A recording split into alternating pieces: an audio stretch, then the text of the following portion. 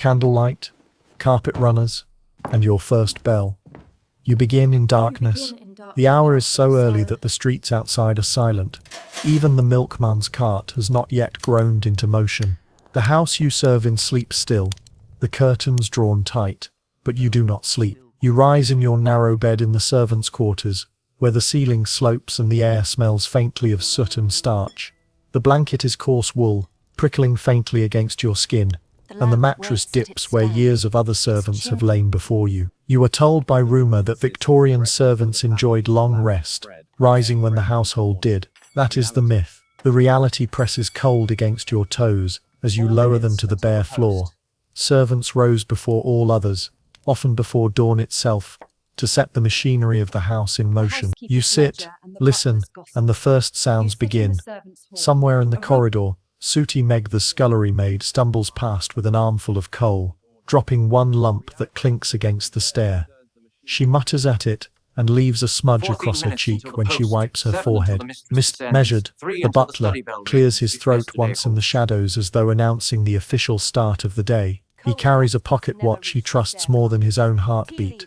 The first duty waits, to light the downstairs fires. Mini-arc 1, lighting the house into life. You take up the small scuttle, its handle thin and biting against your palm. The coal dust smells acrid, sticking to your sleeve. The parlor grate is black and cold, last night's embers sunk to silence. The procedure is steady, never rushed. Daiko, brush away the old ash with the small pan. The bristles creak faintly against iron. Lay twisted paper at the base, folded like patient fans, set kindling above in a careful cross. Dry sticks snap softly as they settle. Place 2 lumps of coal, not more, not less. Mr. Measured insists on economy. Strike the match, shield it with your hand. Breathe gently until the flame takes. The fire coughs once, then grows. The warmth licks the iron grate, faint but promising. By the time you move to the dining room hearth, the first has begun to whisper. A dilemma arrives as you kneel. The hallway lamp is still dark, and the mistress dislikes entering any room without its glass chimney polished. Should you finish this fire before tending the lamp, or leave the grate to chill? Neither is urgent, yet both have weight. You decide quietly the fire comes first, for the mistress rarely enters unlit rooms before breakfast anyway. The fire crackles, the house sighs. Mini-arc 2, the bellboard myth. At the far end of the hall hangs the bellboard, a wooden frame lined with brass fittings, each bell tagged with neat script. Library, morning room, study, bedroom. The myth says bells ring rarely, and only when something is truly needed. The reality, the bells ring like a second heartbeat of the house, often in pairs, sometimes in careless repetition. You listen now. The first faint jingle comes, not upstairs but the breakfast room. Mr. Measured nods from his post, pocket watch gleaming. 3 seconds late, he murmurs, as if you were the one who delayed, not the brass spring. You step lightly, counting boards to avoid the squeaking one near the stairwell. Your feet learn the geography of silence. The bellboard still quivers faintly as you pass. Mini-arc 3, the myth of servants' silence. There is a belief that servants spoke in constant whispers. Reality is more mundane. You speak when needed, but never when not. In the corridor, sooty Meg mutters again, this time at a stubborn hinge. Her fingers are black, her apron worse, and when she sees you she only shrugs, as if soot itself is her companion. The kitchen smells sharp with cold iron pans. The range is yet unlit, and the damp air clings to your collar. You gather kindling again. Each match flares yellow against the grey. Smoke curls upward, faint at first, then thicker. Your eyes water. You blink slowly, not dramatically. The room grows warmer by inches. You hear Teacup Tom, the youngest footman, polishing cups with exaggerated care. He hums as though the porcelain listens. Tea without shine is treason, he mutters, his private joke. He is not wrong, Mrs. Pinch. The housekeeper will notice.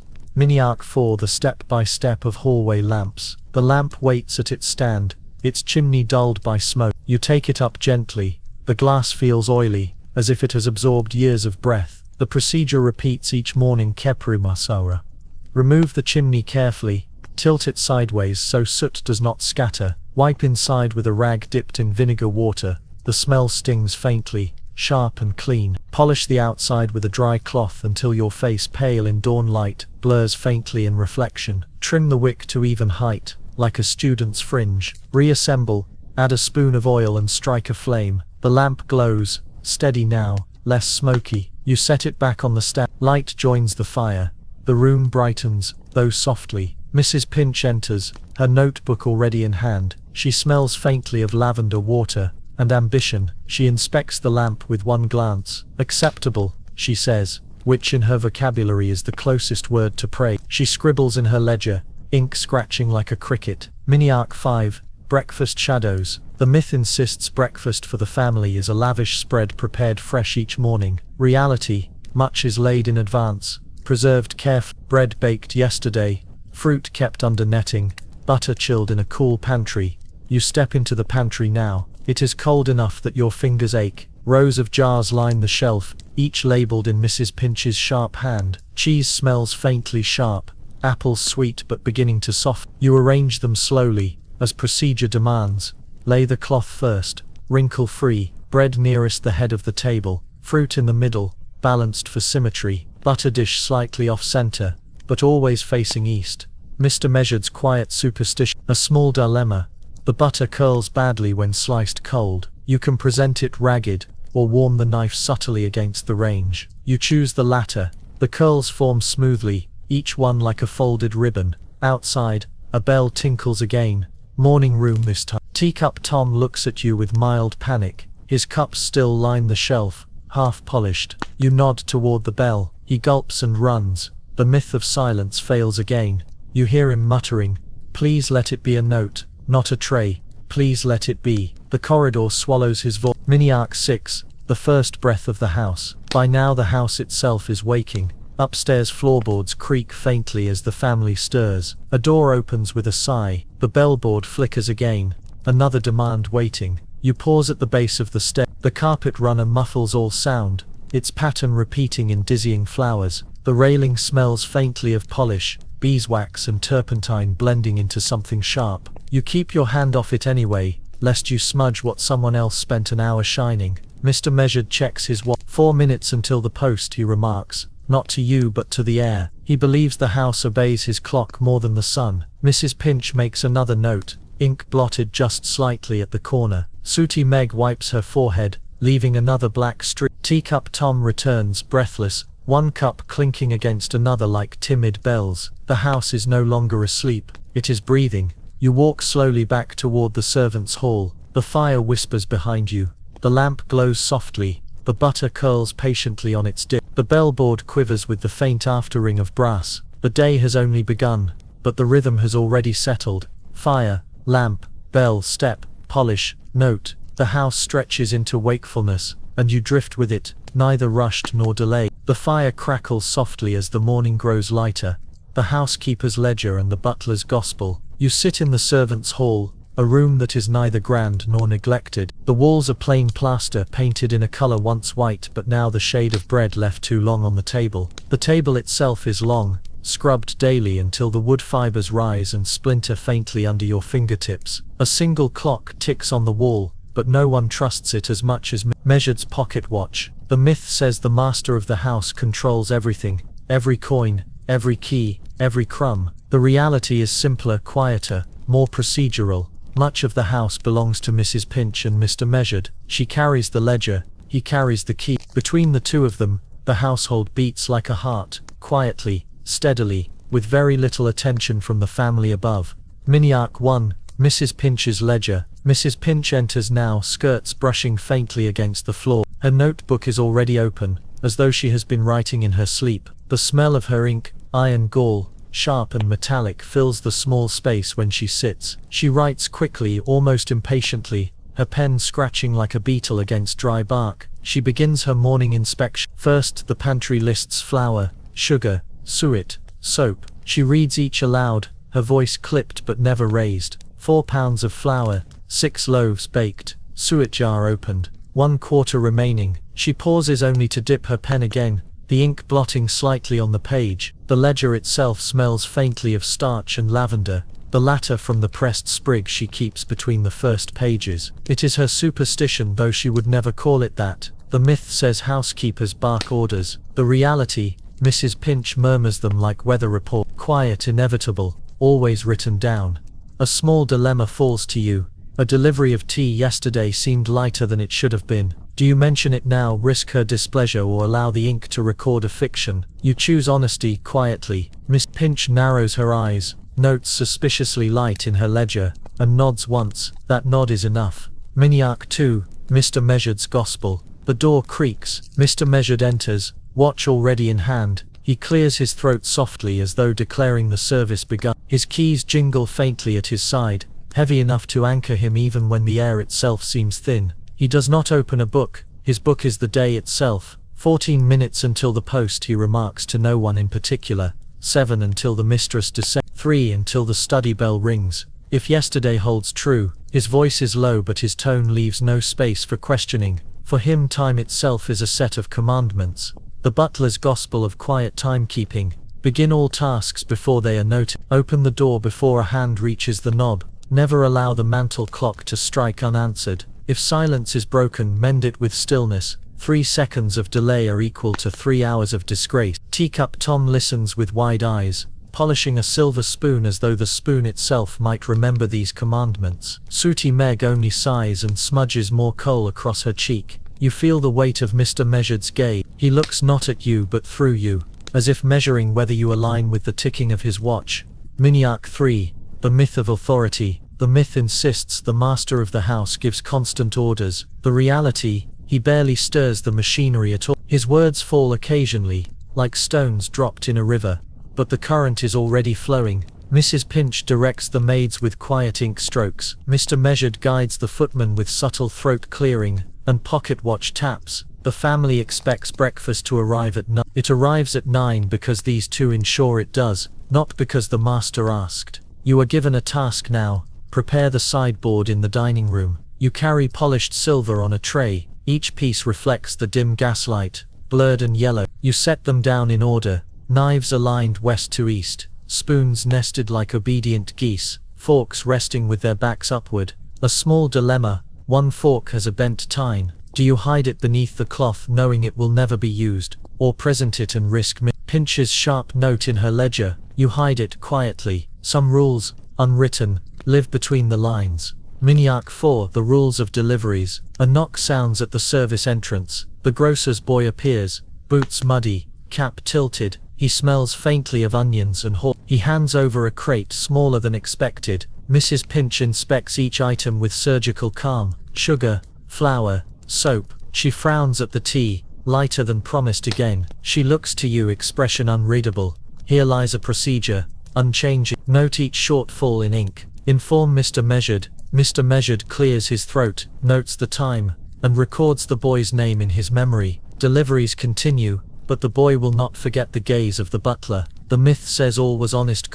Reality, every ounce of flour weighed, every spoon of tea measured, every absence written down as if it were crime. Miniac 5, the housekeeper's quiet commandments. Mrs. Pinch closes her ledger with a sharp snap. She announces the day's priorities, not loudly but firmly. Housekeeper's quiet rules for servants. Coal dust must never reach the stair carpets. Tea leaves must be saved for polishing glass. Candles are to be trimmed by ½ an inch each morning, no more, no less. Aprons must be laundered twice weekly, even when spotless. Notes to the mistress must never contain blotted ink. No servant may leave without signing the hall book. Her voice does not rise. Her words feel less like instructions and more like natural law. You do not question gravity, nor do you question Mrs. Pinch. Teacup Tom mutters, soap that smells like ambition after her exit. Sooty Meg snorts. You nearly smile but keep it inward. Humor too is rationed here. Miniac 6, a quiet conflict. Later in the pantry you overhear Mr. Measured and Mrs. Pinch speaking softly. He insists that the mistress expects the dining room set earlier. She replies that the maids are still cleaning the upper halls, and her ledger takes precedence.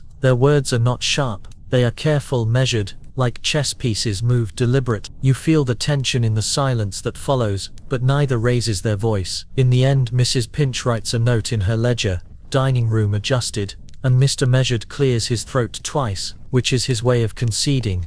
The myth says authority is absolute. The reality is a balance, a seesaw of ink and time, ledger and watch. Miniac 7, the gospel of the watch. At precisely 9, the mistress descends. Her shoes click faintly on the stair, the rhythm muffled by the carpet runner. Mr. Measured has already positioned himself near the door, watch closed in his palm. He opens it only when the clock strikes. The sound of both together is his gospel fulfilled, clock and watch in harmony. You watch him bow not deeply, but with mathematical precision. 3 seconds of angle, no. The mistress glides past without a glance. For Mr. Measured, that absence of correction is triumph. You stand by, hands folded, unseen but necessary. The family believes the house simply runs. In truth, it runs because the ledger and the watch say it must. The day continues with its quiet balances. Mrs. Pinch writes, page after page, her ink sharp as footsteps. Mr. Measured listens,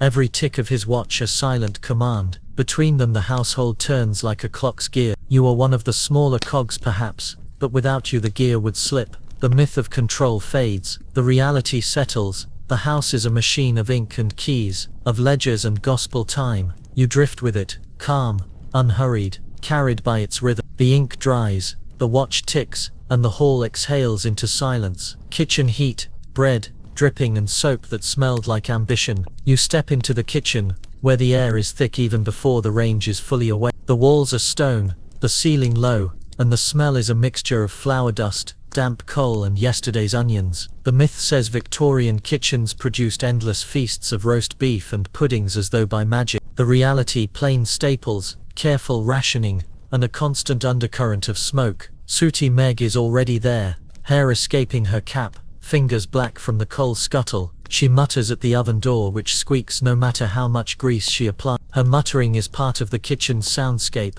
like the faint drip of a leaking tap, or the shuffle of feet across the flagstones. On the other side of the room, Teacup Tom polishes cups again. The porcelain gleams faintly in the dim light, though Tom insists on a shine so clear it might frighten his reflection. He polishes each rim with a sigh as though the cup had insulted him personally. Mr. Measured the butler appears briefly at the doorway. He clears his throat once, notes the time and departs. He does not need to say anything. The range should already be lit, and the bread already rising. His gospel is time, and the kitchen must obey it. Miniarch 1. Bread in the morning. The first task is bread, not the feasts of legend, but loaves that must feed both table and hall. The smell of yeast clings faintly to the air, sour yet warm. The procedure is plain, though each step feels ritualistic. Grind flour into dust finer than chalk. Your hands smell of grain when you are done. Add water, not too warm, not too cool. The bowl creaks as you stir. Sprinkle salt like sand across the surface. Knead with palms until the dough springs back softly. The rhythm is calming. Fold after leave the dough beneath a cloth that smells faintly of last week's starch. The myth says bread was endless. The reality, one loaf stretched thinly, a heel here, a slice there, crust saved for puddings, nothing wasted. A small dilemma comes as you knead. The flour feels slightly damp. If you use it, the loaves may bake heavy. If you set it aside, Mrs. Pinch will mark it in her ledger as waste. You choose to knead anyway, hoping the oven's heat will forgive the dampness. Sooty Meg snort. Bread that sweats before the oven, bad omen, she mutters, then shoulders another coal bucket toward the range. Miniarch 2. Soap that smelled like ambition. Near the scullery sink sits a slab of yellow-brown soap. It smells harsh, something between tallow and ambition itself. The myth says kitchen smelled of roasted meats and sugared cakes. The reality, soap, lye and endless scouring. You scrub a copper pot. The water is cold enough to sting your wrists. The soap foams reluctantly, bubbles clinging to the rim. The copper shines faintly but only after long effort. You rinse, and the metal smells clean, metallic, as though it resists being tamed. The procedure never changes. That wet cloth, rub soap, apply to pan, scrub in circles, never straight lines. Rinse with cold water that shocks the skin. Dry with a cloth already damp from earlier scrubbing. Place on shelf, where Mrs. Pinch's eyes will pass judgment. Teacup Tom passes behind you carrying cups with reverence. He mutters, a cup is easier than a pot, always will be. His voice is low, but the soap seems to agree. It slides away from the cloth and back into the dishwater with a plop. Miniarch 3. The dripping jar. On the shelf sits a jar filled with fat, pale and solid in the cool morning. This is dripping, the house's quiet economy. The myth says, every dinner ended in butter and cream. The reality, dripping spread thin on bread, reused until its flavor faded to faint smoke. Mrs. Pinch checks the jar once each morning. She dips in her spoon, levels the surface, and makes a note in her ledger. She says nothing, but the pen scratches. Today the jar is low. You must choose. Stretch it by adding yesterday's cooled fat from the range, or serve it pure and risk running short tomorrow. A small dilemma, but dilemmas here are always small. You choose to stretch it. The fat hisses as it meets the jar, then settles. Rat-face Pete, the rat catcher, appears at the door with a grin, proudly holding up a sprung trap. One less thief for your dripping, he says cheerfully. He smells faintly of hay and pipe smoke. Sooty Meg rolls her eyes, mutters something about vermin catching vermin, and goes back to the coal. Miniarch 4, the myth of grand kitchens. Stories claim kitchens were vast, echoing halls of plenty. You look around now, low ceiling, damp corners, range smoking like a tired beast. Pans hang from hooks, each clattering faintly when touched. The scullery drain smells faintly of mildew. This is not grandeur, this is labor. The range itself demands constant care. Stoke with coal, listening for the hollow thud that means enough. Adjust the vent, letting smoke find its way out. Test the oven's heat with a hand too hot to hold, too cool to bake. Lay pans carefully, each one balanced so it will not tip. Stand back, cough once, then begin again with the next grate. Sooty Meg emerges from behind the oven, face streaked black. She mutters, "This stove eats coal like a lord eats pheasant." Then she shovels more in. Teacup Tom chuckles, at least the stove doesn't ask for polished spoons. The kitchen breathes around you, smoky, damp, relentless. Miniarch 5, a list of kitchen rules. Mrs. Pinch posts her rules on the pantry door, each written in her sharp hand. They are not loud rules, but quiet, inevitable ones. Rules of the kitchen: never leave flour open to the damp, save crusts, puddings require patience, dripping belongs to the ledger, not to the tongue, pots shine before cups, do not argue with the oven, a servant's sigh belongs in the scullery, not the hall. You read them as you pass, each one sinking like a stone into water. The kitchen follows these rules, not because they are kind, but because they are familiar. Miniarch 6. A small trouble with the bread. The dough rises, but sluggishly. You press a finger into it, and the indent remains too long. Damp flour betrayed you. Sooty Meg mutters again. Told you, sweating dough. She shrugs as though it is your problem alone. You face a choice. Bake it anyway, or knead it again with a pinch of dry flour stolen from tomorrow's measure. You decide to knead again. The bowl groans under your effort, but the dough begins to spring back more eagerly. Later, when the loaves emerge, their crusts are rough, but serviceable. Bread does not need to be perfect, only present. The kitchen settles into its rhythm. Soap clings faintly to your hands, coal dust to your sleeves, yeast to the air itself.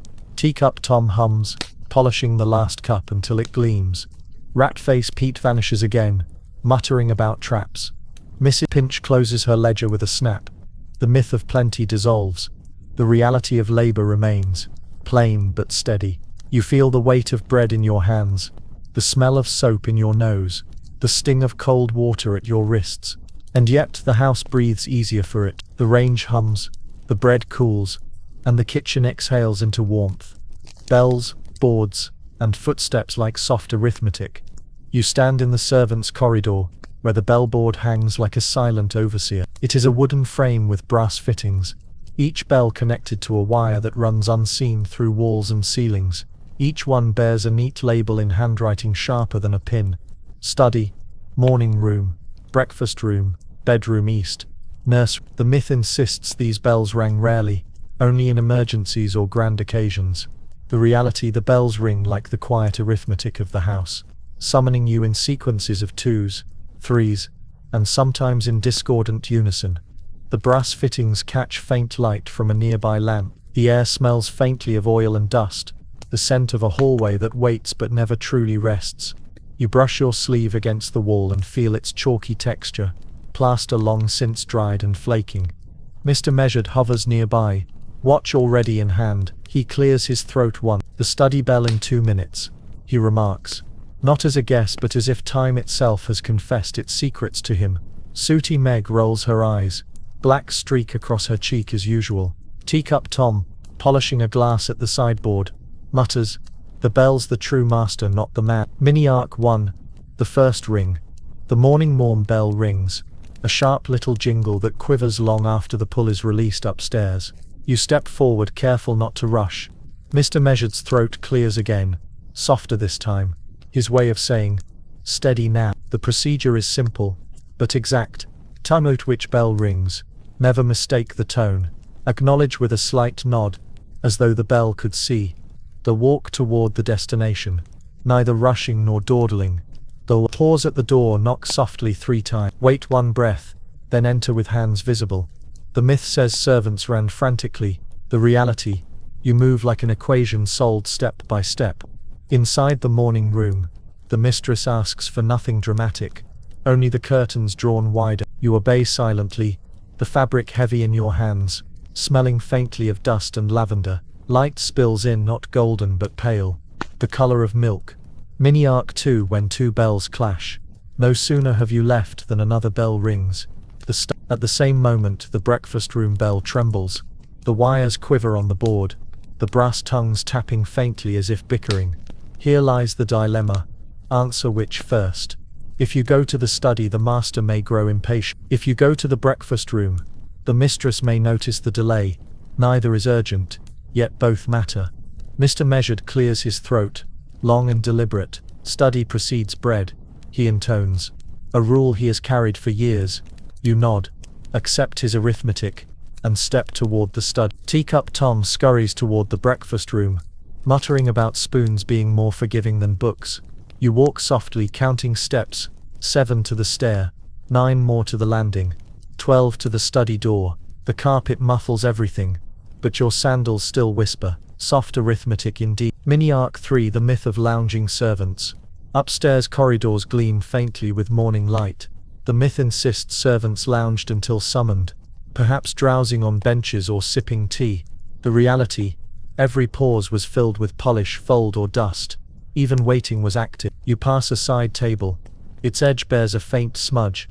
You pull out a cloth, wipe once, twice, until the wood smells faintly of beeswax again. The task is minor, but each smudge avoided prevents Mrs. Pinch's ledger from gaining another frown. Sooty Meg passes carrying kindling for the guest room fire. Her steps are heavier than yours, boots leaving faint prints on the carpet. She mutters at the ash clinging to her sleeve, then disappears into the room. You knock at the study, wait, then enter. The master requires only that the grate be checked. You crouch, brush ash, set kindling in quiet layers. The smell of smoke clings to your hands even after you wipe. Mini Arc 4. The arithmetic of footsteps. Returning to the servants' corridor, you find Teacup Tom standing beneath the bellboard, eyes wide. 2 at once again, he says, pointing to the trembling brass. Library and nursery. Mr. Measured clears his throat twice. That means library first. Tom nods, though his sigh suggests he would rather face the nursery's soft chaos than the library's sharp silence. You walk the long corridor again. The sound of your footsteps becomes a pattern, soft against the carpet, louder where stone peeks through. You count without meaning to 1, 2, 3. Pause. 1, 2, 3. Pause.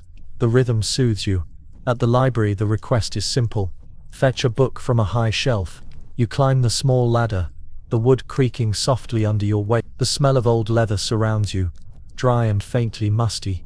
You place the book gently in the master's hand, bow and leave. Meanwhile Tom faces the nursery bell. Later he confesses, only wanted the curtains tied tighter. All that panic for strip. He shakes his head, polishing another cup as penance. Mini Arc 5. Rules of the bellboard. Mrs. Pinch posts her rules beneath the bellboard, written in ink darker than soot. Rules for answering bells. Do not carry coal through the main hall unless summoned. Hours. The study outranks the breakfast room. Now the mistress outranks the master in matters of teas. Bells rung in anger must be answered with silence. Then service. Hours. No servant may allow a bell to ring more than thrice. The myth says servants invented rules to protect themselves. The reality, rules were written above you like constellations, fixed and unchanging. Teacup Tom reads them aloud now, exaggerating.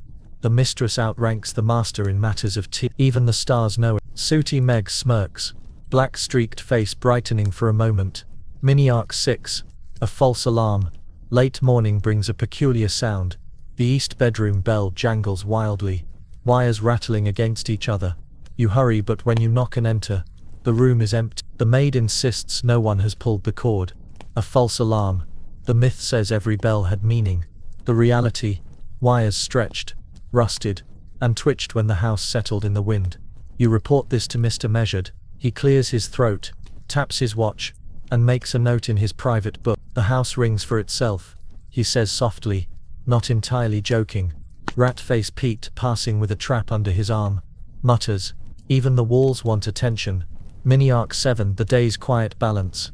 By noon the bells have rung 23 times, each answered with the same ritual. Knock, breath, enter, bow, serve. Each step is arithmetic, solved slowly, without drama. You think of the myth that bells were the tyrant of the house. The reality, bells are the background music, steady as rain on a roof. They tell you not of crisis, but of rhythm. The board now hangs still. Its brass tongues rest quietly, each one like a closed eye. The air smells faintly of polished wood, the cloth in your pocket damp with wax. Mr. Measured snaps his watch. Lunch, he says, as though the bells themselves have confirmed it. You sit again in the servants' hall. The bread tastes plain, the cheese sharper, the butter thin on its dish. Teacup Tom sighs over a cup. Sooty Meg mutters at a coal streak on her sleeve. Rat-face Pete boasts of a rat that looked me in the eye. Mrs. Pinch writes one more line in her ledger. The bells are quiet for now, but you know they will jingle again, their voices never fully at rest. The myth of silence dissolves. The reality of arithmetic footsteps remains. The board hangs still, the lamps hum softly, and the corridor exhales into calm. Laundry day, steam ghosts, and the iron that whispers. You step into the laundry room, and at once the air changes. It is thick, wet and heavy. The ceiling drips with condensation, and the floor tiles gleam dark with spilled water. The myth says Victorian laundry was simple. Maids dropped linen into basins, scrubbed once or twice, and out came crisp white sheet. The reality surrounds you, steam that fogs your eyelashes, soap flakes that cling to your sleeves, and work that never seems to end. A mangle stands in the corner, its great wooden rollers creaking like tired knees. Beside it, tubs of boiling water bubble, heated by a stove that sweats coal smoke and steam in equal measure. The smell is sharp. Lye soap, hot cloth, damp stone. Mrs. Pinch, housekeeper, stands in the doorway. Her notebook is dry, but her gaze is wet with steam. She writes a line, licks her pencil, and writes another.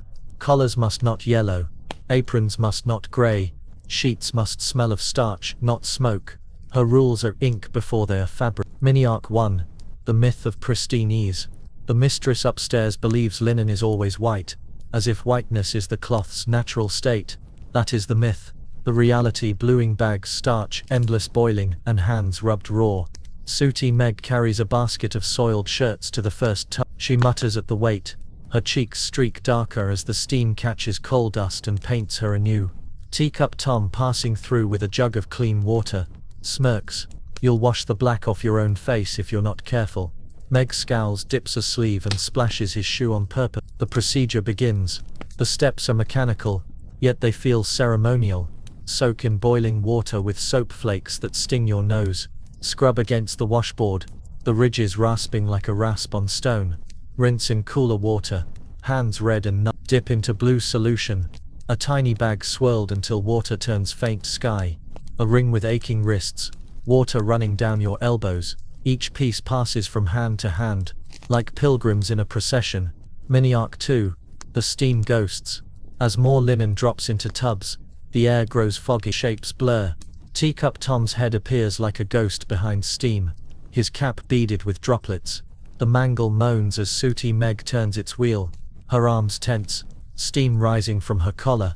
The myth says laundry days were cheerful, with songs and laughter. The reality, voices muffled by steam, songs broken by coughs. You wipe your forehead and the cloth comes away wet. You breathe shallow because deep breaths taste of soap and heat. Mrs. Pinch enters again, ink blotting faintly on her page from damp air. Collars, she reminds, as if collars matter more than lungs. She writes another line, her handwriting curling slightly as the page buckles with humidity. Mini-arc 3, the iron that whispers. Once washed and dried, the real test begins. Irons here are solid metal, heavy, heated on the stove until they sizzle when touched with spit. The myth says ironing is simple. Smooth the cloth, glide and done. The reality: irons too hot scorch linen. Irons too cool leave wrinkles, and every movement demands judgment. The procedure repeated endlessly. Test the iron against a scrap cloth. Unwrap the handle in rag, for wood alone grows too hot. Press slowly, not gliding but lifting. Setting, lifting again. Listen to the faint hiss. The whisper that means steam trapped in cloth is fleeing. Replace iron often. Rotate with another waiting on the stove. You press a shirt front. The iron whispers against it, leaving behind a sheen. You adjust your grip. The cloth smells faintly of starch, sharp and clean. Like ambition in fabric form. A dilemma arises. One iron overheats, leaving a faint brown mark on the rag. If you risk it on a collar, the scorch will show. If you set it aside, Mrs. Pinch may ask why production slows. You choose caution, cooling the iron quietly on the stone floor. Maniac 4. The myth of gentle hands. The mistress upstairs believes maids' hands are soft, suited to folding napkins or turning pages. That is the myth. The reality: cracked knuckles, red skin, soap burns. You look at your fingers now. They are pale from soaking, nails rimmed with soap. Sooty Meg flexes her hands, muttering, skin feels like old bark. Teacup Tom grins, polishing yet another cup in mock sympathy. Rat-face Pete pops his head in, trap under his arm, cheerfully declaring, at least rats don't demand starch.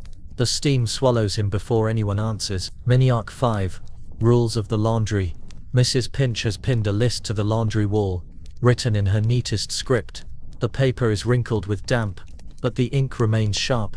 Rules of laundry day: soap must be shaved, never chunked, collars boiled separately, starch double, bluing bag dipped 3 times not 4, knuckle, mangled cloth folded first, shaken second, irons exchanged every 7 minutes.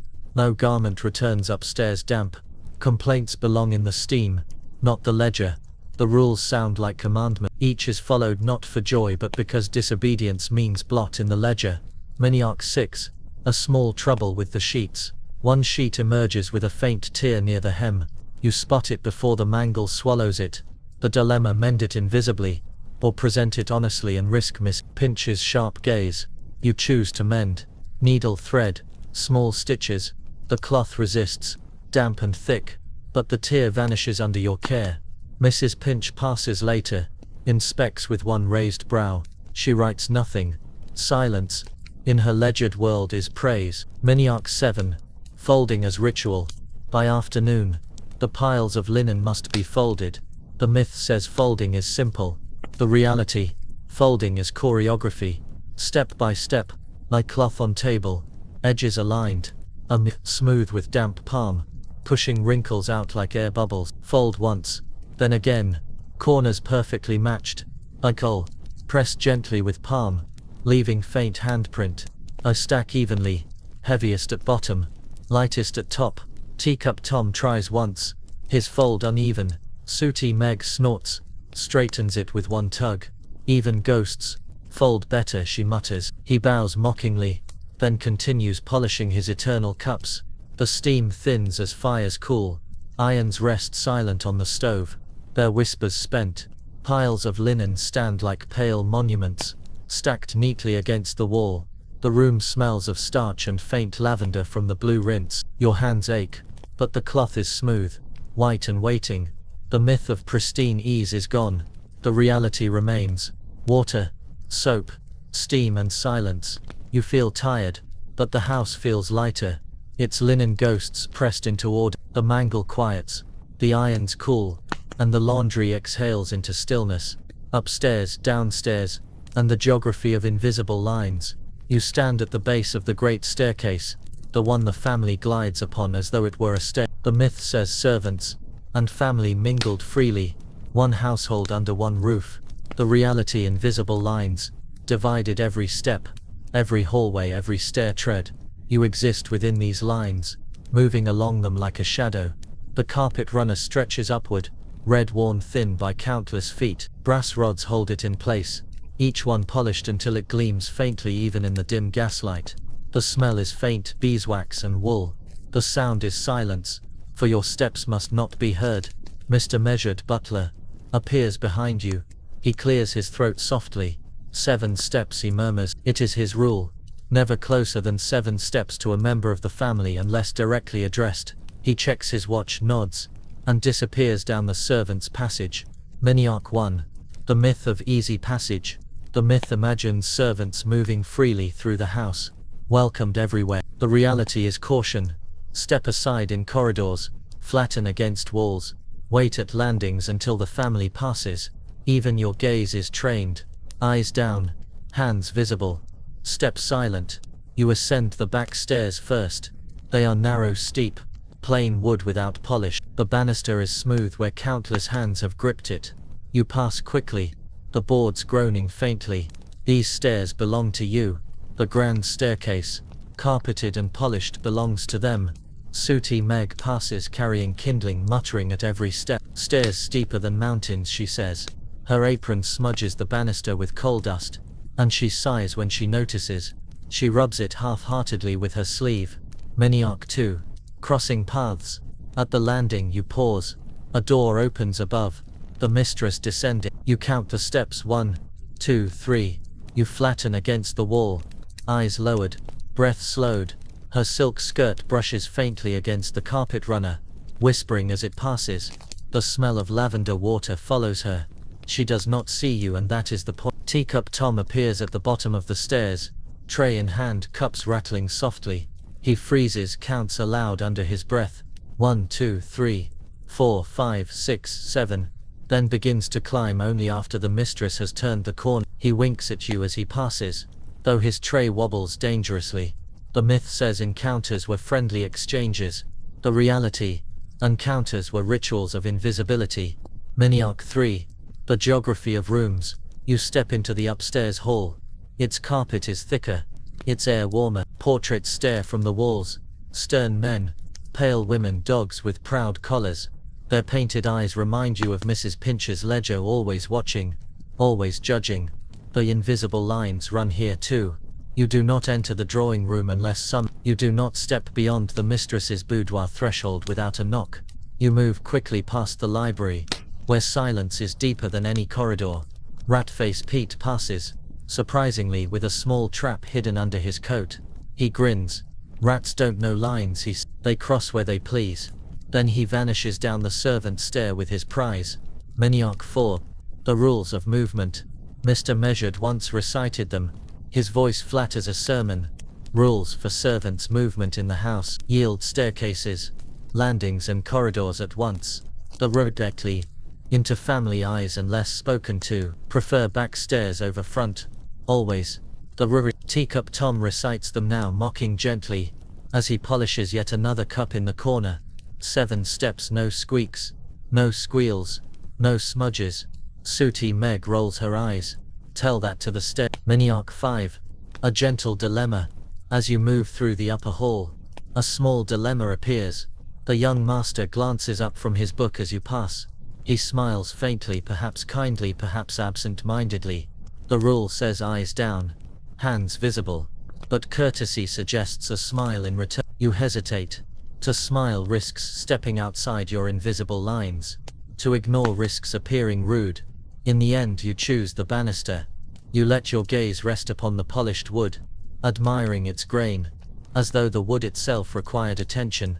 The young master returns to his book. The dilemma dissolves. Miniarch 6. Myth versus reality of belonging. Stories sometimes insist servants belong to the family, loved as if kin. Reality. You belong to the house. The mistress may nod once in years. The master may pass you without notice. Belonging is not love, but usefulness. You think of this as you carry fresh linen into a guest room. The sheets are crisp, faintly scented of starch and blue. You smooth them across the bed, fold corners into neat triangles, press your hand flat against the cloth. The bed now looks untouched, though your fingerprints remain beneath the folds. Mrs. Pinch inspects later, nods once, writes nothing. In her world, silence is approval. Miniarch 7. Invisible at dinner. Evening brings another test of invisibility. The dinner serving. You move among chairs, pouring wine, refilling plates. The myth says servants joined in laughter. Part of the feast. The reality. You exist only as arms. Trays. The silver gleams faintly in lamplight. The sound of knives and forks is louder than voices. You place a dish before the master, bow and step back exactly 7 steps.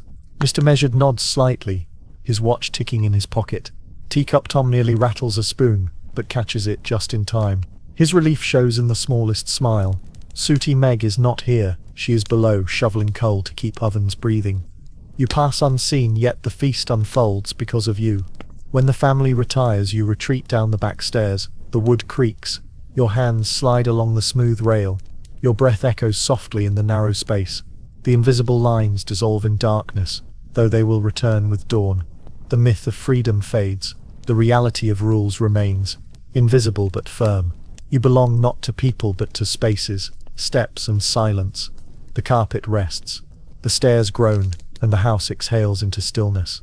The dinner machine, silver, sauce and silence. You enter the dining room before the lamps are lit. When the long table is only a shape in dim light, the myth says grand Victorian dinners appeared with ease. Food flowing like rivers, silver gleaming without effort. The reality waits in silence. Trays to polish, plates to align, knives to place in measured order. The dinner machine does not roar, it hums, quietly through you. The carpet here is thicker, muffling your steps. The table stretches almost endlessly, its polished surface reflecting faint light. You can smell beeswax polish, sharp and clean, clinging to the wood. On a sideboard, silver dishes sit like silent soldiers, waiting to be summoned. Mr. Measured butler inspects the room. He clears his throat once, a signal that the preparations must begin. His watch ticks faintly in his pocket, marking each moment as law. Miniarch 1, silver polished by breath. The first duty, polish the silver. The myth says it gleamed forever, naturally bright. The reality, each fork, knife and spoon must be touched, rubbed and breathed upon until no smudge remains. You take a cloth, soft but faintly damp with powder. You rub slowly, turning each piece in the low light. You breathe upon the spoon, misting it faintly, then polish again until your reflection blurs. The steps repeat, cloth in hand. Teacup Tom hums beside you, polishing as though the spoons are his private gallery. He mutters, tea without shine is treason, spoons without shine are sin. He nearly smiles at his own joke, but continues polishing with devotion. Miniarch 2, the laying of the table. Once silver gleams, the table must be dressed. The myth imagines spontaneity, but each placement is measured like arithmetic. Step by step, cloth laid flat, edges aligned, smoothed with palm. Knives placed to the right, blades inward, lined like soldiers. Forks to the left, tines upward, spacing exact. Glasses at the top right, aligned in diagonal rows. Plates centered, with folded napkins like pale sails. Mr. Measured circles, watch in hand. Forks east to west, he murmurs, as if geography itself depends upon cutlery. You adjust one fork a fraction. His throat clears softly in approval. Sooty Meg appears with a tray of warmed plates, muttering at their weight. A streak of black marks one rim. She wipes it with her sleeve, sighs and continues. She prefers coal, but dinner demands porcelain too. Miniarch 3, the myth of overflowing dishes. Stories tell of tables bending under mountains of food. The reality, measured courses carefully portioned, each one rehearsed. Dishes arrive in order, never at once. The kitchen below groans with labor. Sauces stirred, geese roasted, puddings steamed. Upstairs you prepare for sequence, not chaos. Each course will glide into place as though effortless, though effort weighs every step. You carry a tureen of soup. The porcelain is hot, warming your palms. The lid clinks faintly as you set it upon the sideboard. The smell rises, broth, faintly of onion and marrow. Not feast but begin. A dilemma appears. The tureen handle wobbles slightly. If you carry it too far it may tip. If you replace it, the timing falters. You choose to steady it with both hands. Walk slowly, step evenly. The tureen obeys. Miniarch 4, rules of service.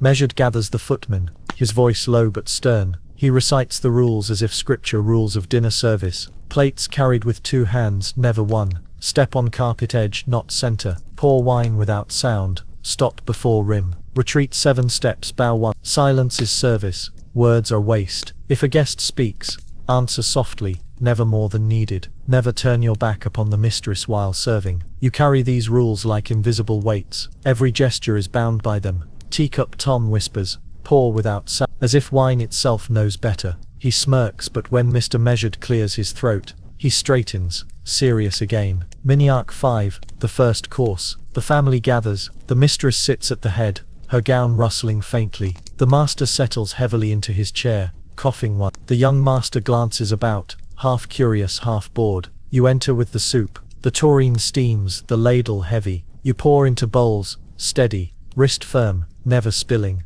The sound is faint, almost inaudible. The broth smells warm, filling, but you taste none of it. The myth says servants shared in feasts. The reality, servants ate later, plain bread and dripping, long after silver was cleared. Sooty Meg lurks at the doorway, coal smudge dark on her cheek. She carries away empty plates without a word, eyes low. Mini-Arc 6, the parade of dishes. One by one the courses arrive. Fish, sauce faint with anchovy. Roast, juices steaming. Vegetables boiled soft, potatoes mashed smooth. Each dish passes from kitchen to table like actors across a stage. Your arms ache, but you step evenly. The carpet muffles sound. The silver gleams under lamplight, reflecting hands. Wine, fire. The guests murmur softly, but knives and forks are louder. Teacup Tom nearly rattles a spoon while pouring wine. He steadies, cheeks flushed. Later he whispers, saved by silence. A dilemma arrives. The fish sauce is thin. Do you thicken it with hurried flour,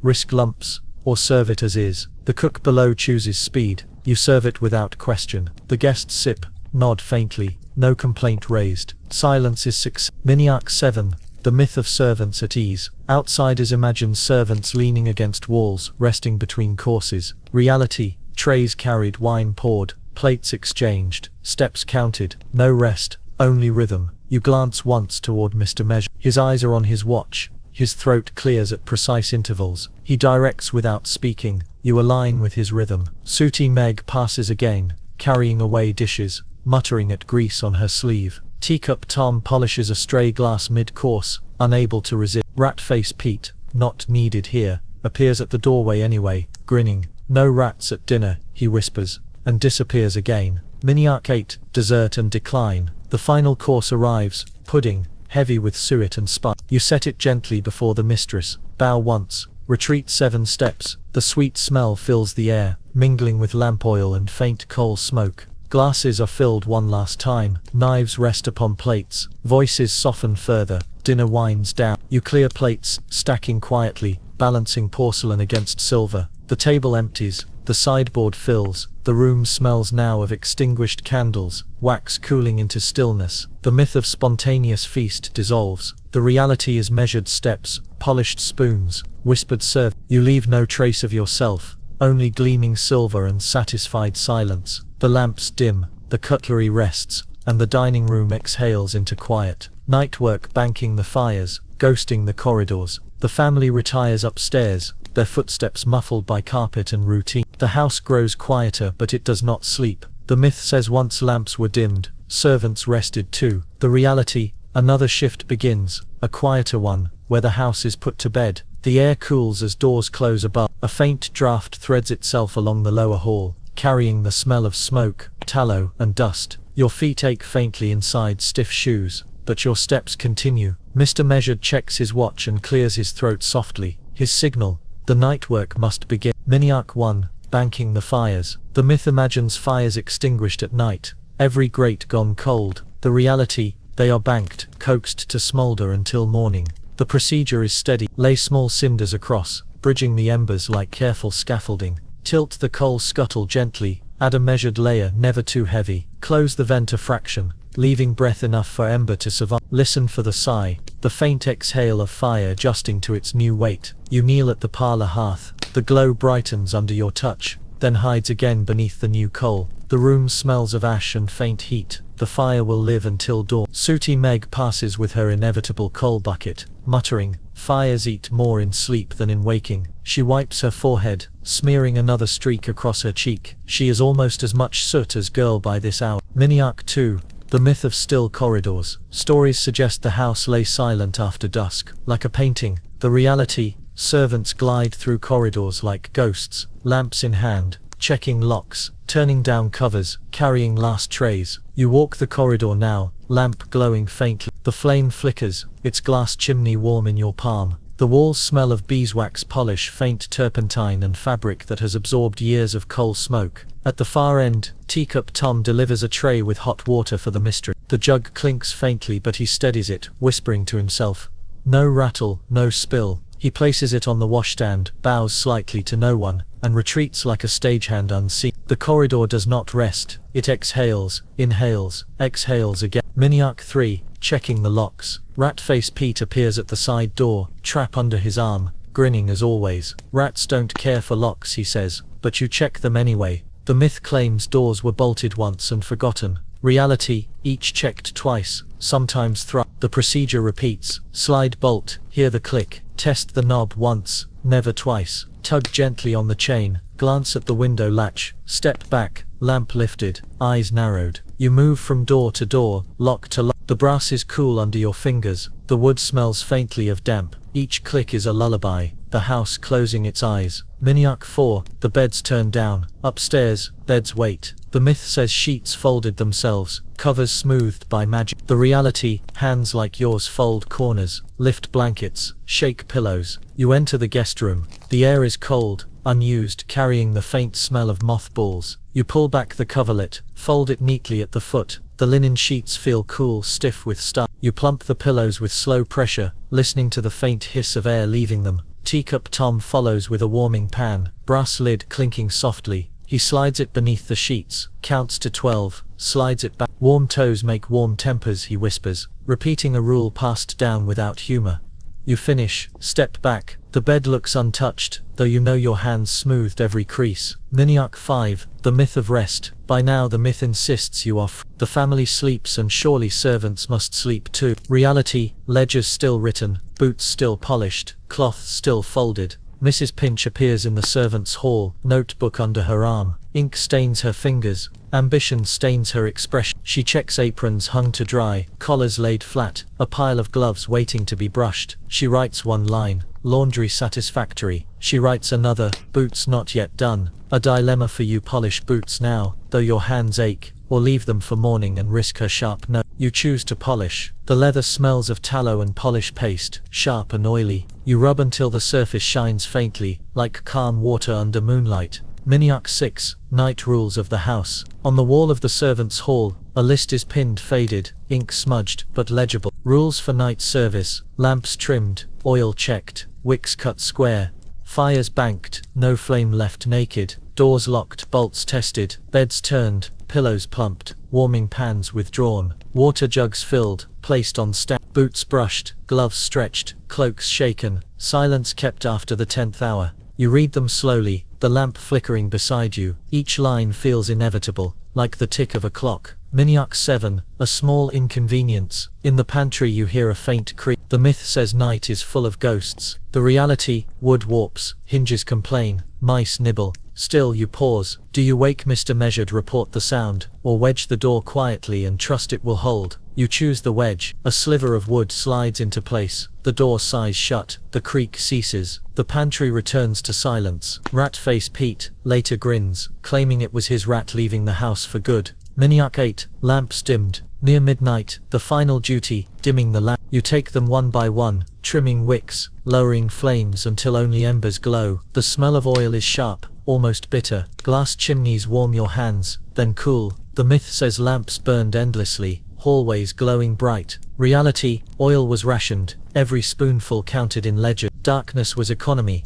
You move from room to room, lamp in hand, leaving darkness behind you. The house grows quieter, softer, more like sleep. The family rests above, the servants retreat below. Fires sigh in their grates, lamps dim, doors bolt, beds wait in silence. The myth of rest belongs to the family. The reality of night belongs to you. The flames fade, the corridors darken, and the house exhales into uneasy sleep.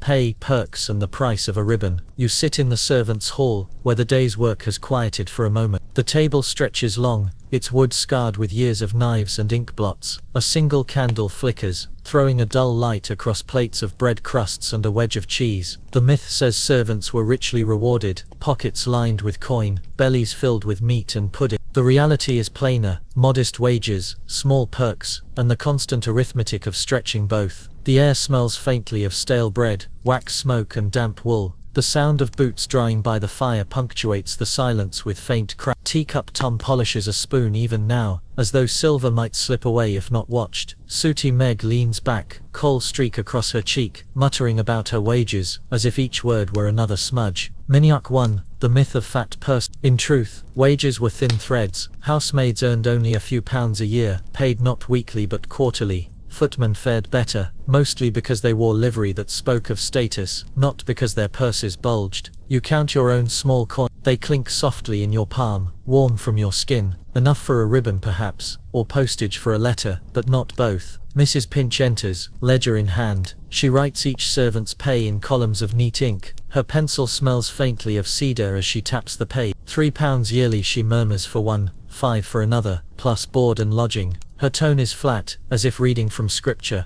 A dilemma arises. You could ask for an advance, claim your boots are worn thin, but advances stain a servant's name, whispered about as weakness. You close your hand around your coins and say nothing. Miniac 2. Perks that meant survival. The myth says perks were luxuries. The reality, they were necessities disguised as gifts. Cast-off clothes, leftover food, tips from guests, each formed part of survival. Sooty Meg wears an apron, clearly once white, now patched with cloth from the mistress's discarded gown. Finest silk I'll ever own, she mutters, tugging at the fraying edge. Teacup Tom holds up a teacup chip, claiming it as his permanent inheritance. He says it with mock pride, though he polishes it anyway. Perks followed rules of their own. Leftover pie may be eaten only after the mistress has retired. Candle stubs belong to the maids. Dripping belongs to the ledger, not to the tub. Cast-off coats go first to footmen, then passed downward. Tips are discreet, accepted with bowed head, written in no ledger. You receive an old pair of gloves today, cracked but serviceable. They smell faintly of lavender water, a ghost of their former life. You stretch them gently, fingers stiff against worn seams. Miniac 3. The tip ritual.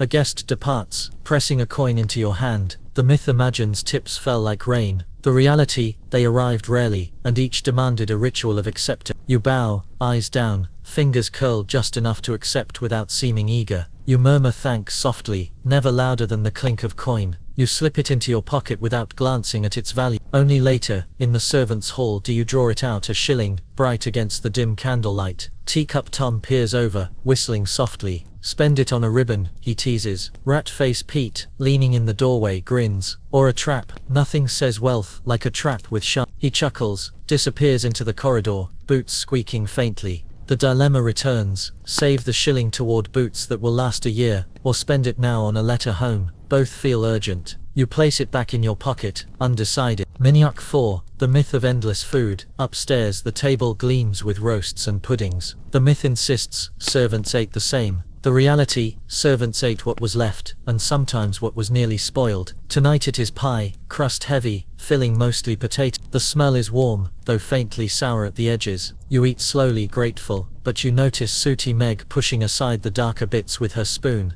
Better than coal dust, she mutters, and eats them anyway. The bread is stale, cheese sharper than before, butter thin on the dip. Yet the warmth of food after long hours feels like abundance. Mrs. Pinch does not sit. She writes in her ledger even here, noting costs, recording waste. She murmurs, 2 pies consumed, 1 jug of beer gone. She eats nothing, or perhaps her food is in. Miniac 5. The price of a ribbon. Later, you visit a small shop on your half-day out. The myth says servants squandered wages on frills. The reality, even a ribbon meant calculation. The ribbon is pale blue, folded neatly, smelling faintly of starch and dust. The shopkeeper says, 3p. You hold the coin in your palm, heavy despite its smallness. A dilemma, spend the coin on ribbon, for Sunday best, or keep it for boots whose soles are thinning. You picture the ribbon in your cap, neat, prop. You picture your boots, water seeping through seams. Teacup Tom would say, a ribbon shows you belong outside these walls, if only for an hour. Sooty Meg would mutter, boots, always boots. Rat-face Pete would grin, spend it on cheese, ribbons don't catch. You hand over the coin, the ribbon is yours. You fold it carefully, tuck it into your pocket. For a moment you feel rich. Miniac 6. Records and realities. Historians still debate exact wages. Records from the time suggest housemaids earned as little as £10 a year, while butlers might see 50. Some scholars believe tips formed a silent second income, never written but always understood. Household accounts, church logs, and personal letters confirm the arithmetic. Survival was a patchwork of wages, perks and patience.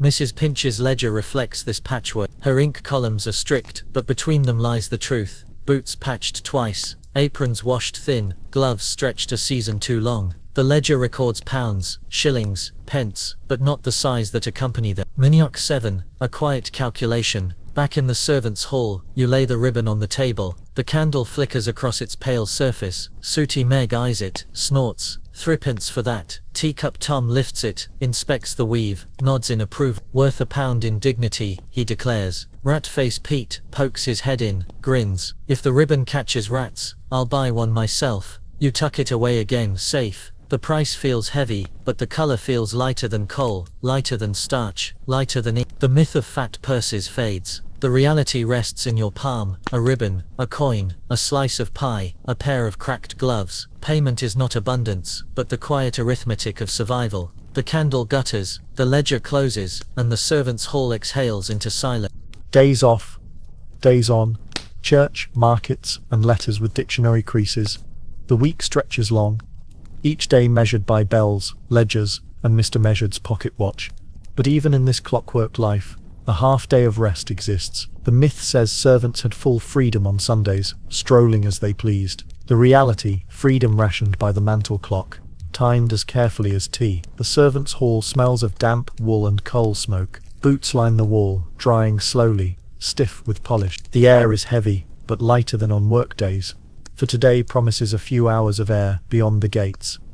Miniac 1. Preparing for a day out. The myth imagines servants rushing out the moment the family leaves for church. The reality, preparing yourself is a process, careful and deliberate. You wash your face in cold water, the basin smelling faintly of soap and iron. You scrub harder than usual, hoping to rub away the faint smell of starch that clings to your sleeves. Step by step, her pencil scratches like judgment, noting time out, expected return. Change into best clothes, cast-offs perhaps, but pressed and patched. Your coat smells faintly of lavender water, though the seam is frayed. Tie your ribbon neatly, its pale blue brightens the dull light. Avoid coal smuts on the way out. Sooty Meg mutters that smoke leaps onto clothes when it sees them clean. Step into boots that creak faintly, soles patched twice. Teacup Tom admires his polished shoes, grinning. Respectably unnecessary, he says of the ribbon tucked in his pocket, waiting for its turn. Rat-face Pete leans in the doorway, waving a dead rat as if it were a calling card.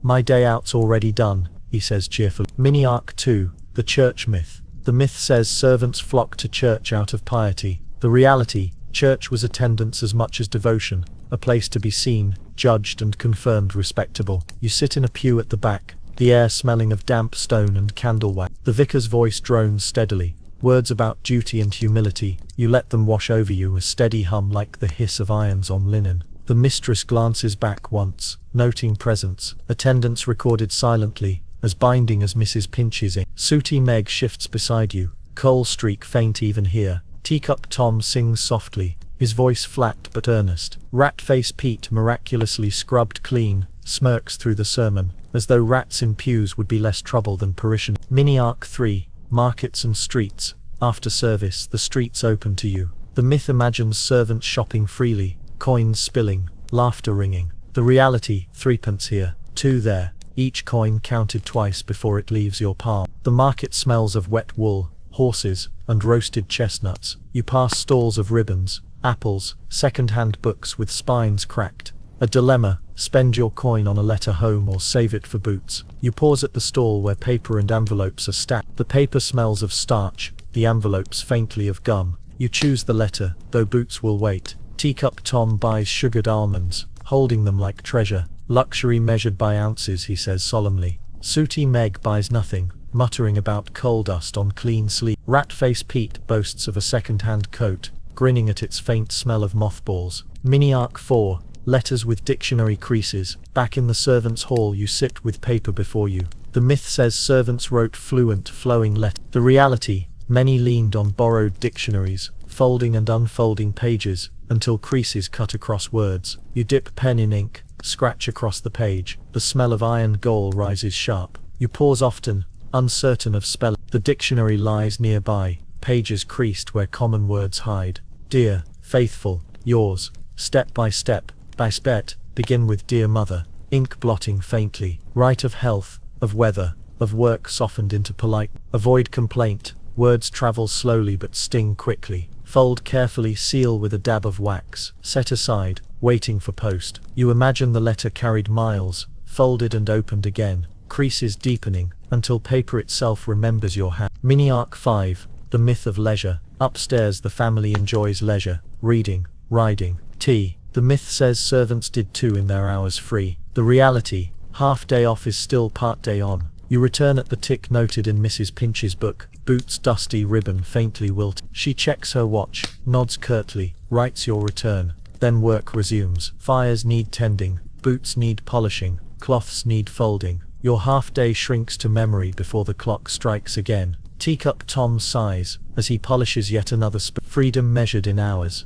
polish measured in spoons. Sooty Meg mutters, Cole doesn't care for clocks. Rat-face Pete grins, rats keep their own calendars. Mini Arc 6, the quiet rhythm of routine. Historians still debate how much freedom servants truly have. Records suggest half-days and Sundays were common, but letters confirm they were brief, bound by expectation. Some scholars believe markets and churches mattered less for goods than for presents, a way to confirm a servant's respectability outside the house. You reflect on this as you fold your coat, brush dust from boots, smooth your ribbon. Even leisure has its rules. Shoes polished, manners intact, punctual return. The myth of freedom fades. The reality of respectability remains. The day closes with letters written, ribbons folded, boots dusty again. The half-day of rest lingers faintly, like lavender water fading from cloth. You return to the rhythm of bells, ledgers, fire. The ink dries, the ribbon rests, and the servants' hall exhales into quiet once more.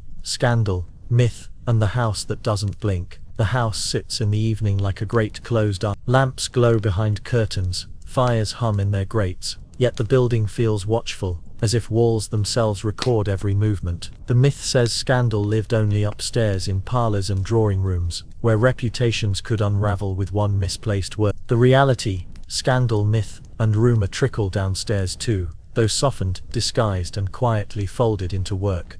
You sit in the servants' hall, bread crust in hand, candle burning low. The flame flickers against the wall, making the shadows stretch like eavesdroppers. Teacup Tom polishes a spoon, always polishing, always humming. Sooty Meg mutters at a coal streak on her apron, rubbing until the cloth frays. Rat-face Pete leans in the doorway, trap under his arm, grin sharper than his tool. Mini Arc 1, the brooch that vanished. The mistress's brooch is missing. The myth says theft must be the cause. Servants pocketing jewels in secret. The reality, most losses were misplacements, hems swallowing objects, pockets forgetting. Mrs. Pinch appears, ledger in hand, her pencil tapped, brooch not seen since morning. Her eyes pass over each of you like iron pressing cloth. She writes nothing else, but the silence thickens. The dilemma: do you speak of the time you noticed the hem of her gown catching oddly, or do you hold your tongue and risk suspicion? You speak softly, suggesting the hem might be heavy. Mrs. Pinch narrows her gaze,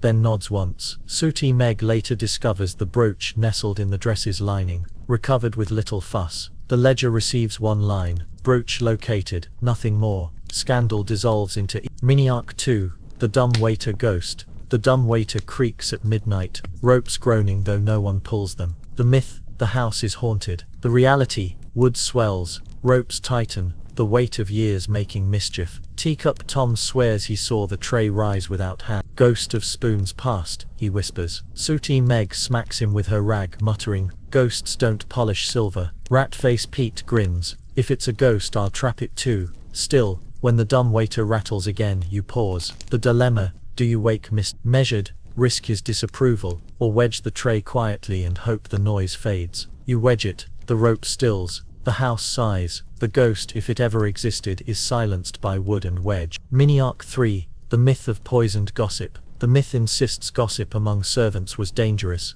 each word a spark for dismissal. The reality, gossip was routine, shared in whispers like breadcrumbs, rarely lethal, often softened into humor. Tonight, Sooty Meg whispers of a guest who fainted from a too tight corset. Teacup Tom counters with a story of a gentleman who tripped on his own cane. Rat-face Pete, not to be outdone, swears he once saw a parlor rat bow before the mistress herself. The stories flow, not sharp but dull and soothing, a rhythm of shared amusement. Even scandal becomes another kind of polish, rubbed into the grain of the day until it shines faintly. Mini Arc 4, the soda that cured everything. Another myth floats down. The mistress insists baking soda cures nearly all ailments. Toothaches, stains, even fainting. The servants laugh quietly. The reality, soda scrubs pans better than it saves lives. Miss Pinch notes in her ledger, 1 box soda purchased. Teacup Tom mutters, soda that smells like ambition. Sooty Meg dips a finger, sniffs, and grimaces. Smells like chores, not cures. Still, when a stain mars the mistress's gown, soda clears it neat. Scandal averted not by whispers, but by powder. Mini Arc 5, the rules of scandal containment. Mr. Measured clears his throat, watch glinting faintly in the lamplight. He recites his version of rules, voice calm as ever. Rules for scandal below stairs. Speak softly. Walls carry word. Confirm before repeating. Never name names when guessing. If asked, know nothing. If pressed, defer to Mrs. Pinch's ledger. Never laugh within 7 steps of family doors. All scandals fade when the fire is banked.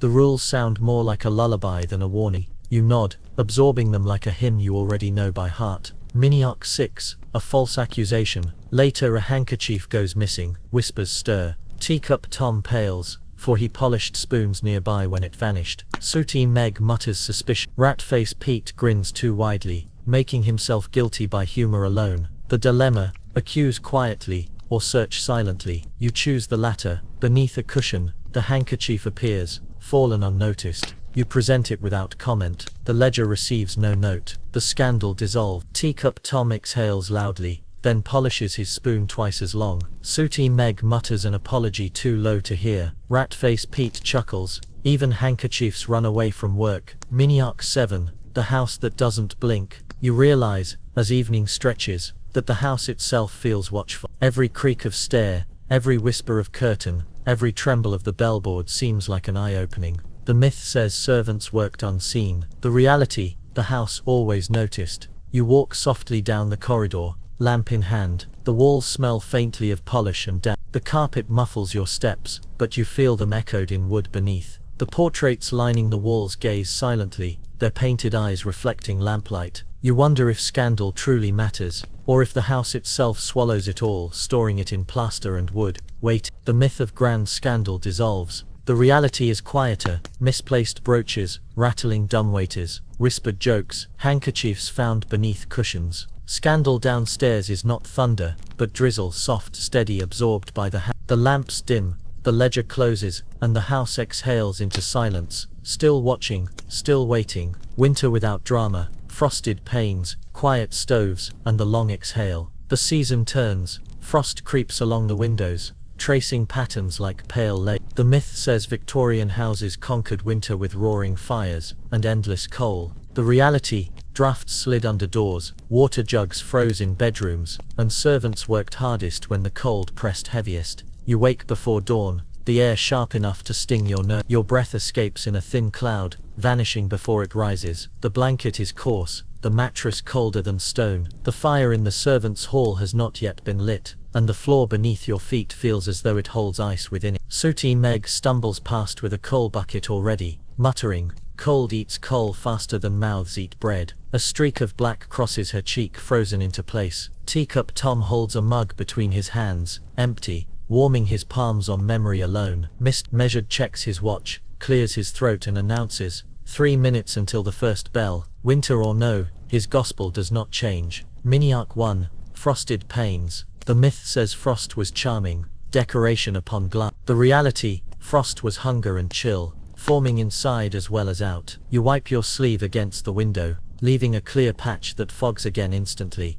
Upstairs the mistress demands the frost be wiped away each morning. You carry a cloth stiff with starch, pressing it against the glass. The pane feels brittle, colder than metal. Frost melts briefly, then reforms, as if mocking your effort. Step by step, dip cloth in warm water, wring until damp, wipe pane from corner to corner, leaving streaks faint as smoke. Rub with dry cloth, absorb remaining damp. Step back, sigh, watch frost creep again by evening.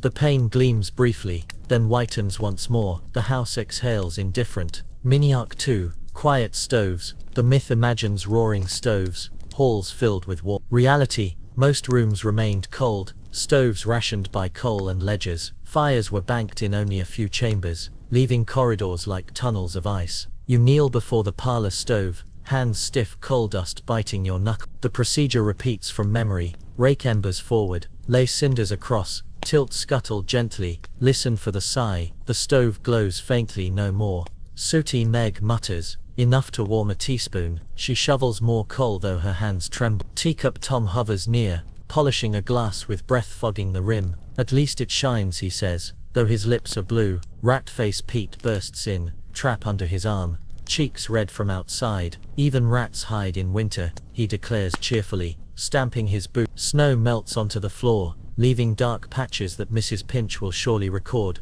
Mini Arc 3, bed warming. The myth says families slept warm, tucked under endless quilts. The reality, servants warmed beds with brass pans filled with coals, sliding them beneath sheets until the linen You carry the warming pan carefully, brass lid clinking softly. The handle bites your palm with its cold iron.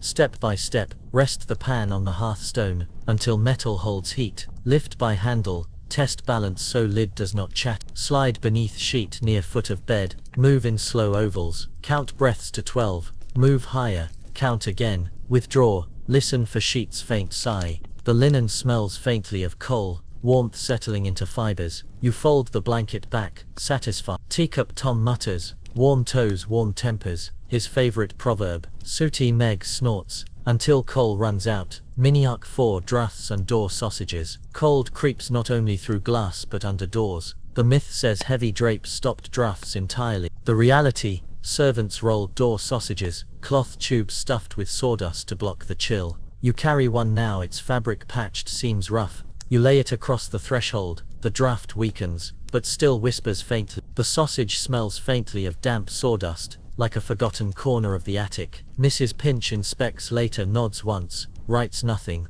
Approval is silence. Mini Arc 5 cocoa that tastes of patience. On rare nights, cocoa is prepared for the family. The myth says it was rich, thick, flavored with spices. The reality, thin, stretched with milk, tasting faintly of patience more than luxury. You stir it in the kitchen, steam rising faintly, smelling of sweet dust. The spoon scrapes softly against. You ladle it into porcelain cups, carry them upstairs with steady hands. You wonder what will be left for you. Later you sip the cooled remains from the pot. It tastes faintly sweet, faintly bitter, faintly of waiting. Teacup Tom sighs, better than polishing without cocoa. Sooty Meg mutters, coal dust tastes warmer. Rat-face Pete grins, rats prefer beer. Mini Arc 6, the myth of winter conquest. The family believes fires and stoves conquered winter. The myth comforts them. The reality, even with coal blankets and warming pans, the cold seeped in. Servants knew this truth best,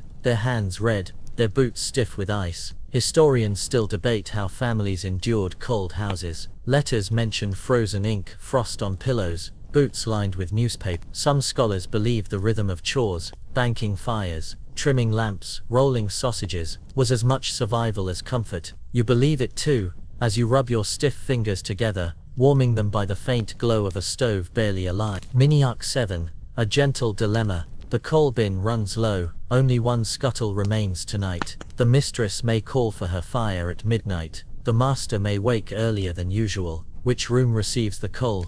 You hesitate. If you divide it, neither fire will light. If you choose, one room will wake cold. You set aside the scuttle, waiting for Mr. Mezid's decision. He clears his throat once, checks his watch and says, "Mistress before master." His gospel of time extends to heat. You nod, carry the scuttle upstairs. The grate hums faintly, glowing enough. The master's room will be colder, but morning will come, and fires will be lit anew. Mini Arc 8, winter rules of the house. Pinned to the servants' hall wall are rules written in Miss Pinch's careful hand, ink slightly smudged by damp. Winter rules: fires banked, not wasted, coal counted, scuttles weighed, bed pans heated, never scorched, door sausages rolled tight, water jugs filled, lids covered, blankets shaken daily, aired when sun appears. Cocoa stretched, not thickened. The rules feel like winter itself, strict, cold, but steady. The myth of warmth fades. The reality settles. Frost on panes, faint heat in stoves, cocoa thin as patience. Winter does not roar.